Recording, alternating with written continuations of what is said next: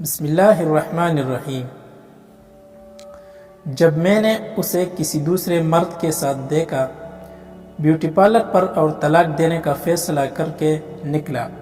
پھر جیسے ہی میں نے گاڑی کو موڑا تو اچانک میری نظر بیوٹی پارلر کے دروازے پر پڑی اور دروازہ کھلا اور ایک عورت نکلی اور وہ عورت میری بیوی تھی۔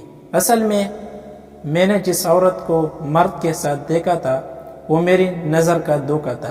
خیر، پھر میں اس کے پاس گیا، وہ رکشے والے کو بلا رہی تھی۔ میں نے کہا چلو میں تمہیں گھر چھوڑ دیتا ہوں۔ وہ چپ چاپ گاڑی پر بیٹھ گئی اور مجھ سے پوچھا کہ تم یہاں میری جاسوسی کرنے آئے ہو؟ تو میں ہنس کے بولا نہیں، میں تمہیں لینے آیا ہوں، چلو گھر چلتے ہیں۔ تو اس نے کہا ٹھیک ہے۔ پھر میں نے اسے یہ واقعہ بتایا جو ابھی میرے ساتھ ایک غلط فہمی سے ہوا تھا۔ وہ واقعہ سن کر ہنس پڑی اور بولی سنو، اگر تم دوبارہ مجھے اس کے ساتھ دیکھو گے تو کیا طلاق دے دو گے؟ میں چپ رہا، اس کی بات کا کوئی جواب نہیں دیا۔ خیر، ہم پہلے دلہن کے گھر گئے۔ اس کے کپڑے لینے میں کمرے میں جا کے بیٹھا تو وہ میرے لیے چائے بنا کے آئی۔ میں نے کہا اپنی امی کی ڈانٹ کی وجہ سے چائے بنا لائی ہو یا اپنی مرضی سے؟ مجھے کہنے لگی بولے میاں اپنی مرضی سے، اب جلدی گاڑی سٹارٹ کر لو اور چلے۔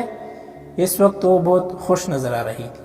میں حیران رہ گیا کہ آخر مجھ سے اتنی نرم اور پیار بھرے لہجے سے کیسے بات کر رہی ہے۔ آج خیر، ہم وہاں سے نکلے، اپنے گھر گئے۔ میں کمرے میں جا کر لیٹا اور وہ آئی، میرا سر دبانے لگی اور میں سو گیا۔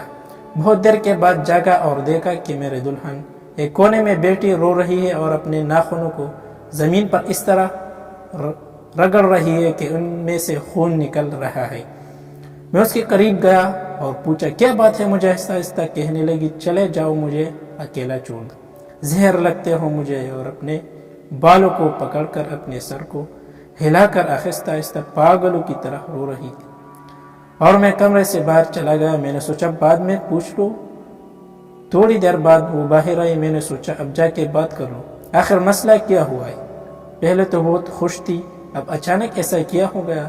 میں اس کے پاس گیا اور اس کے قریب بیٹھا اور وہ مجھے دیکھنے لگی اور آنکھوں سے آنسو بند ہی نہیں ہو رہے تھے اس کے۔ تو میں نے پوچھا آپ کو کیا ہوا ہے؟ کیا مسئلہ ہوا ہے؟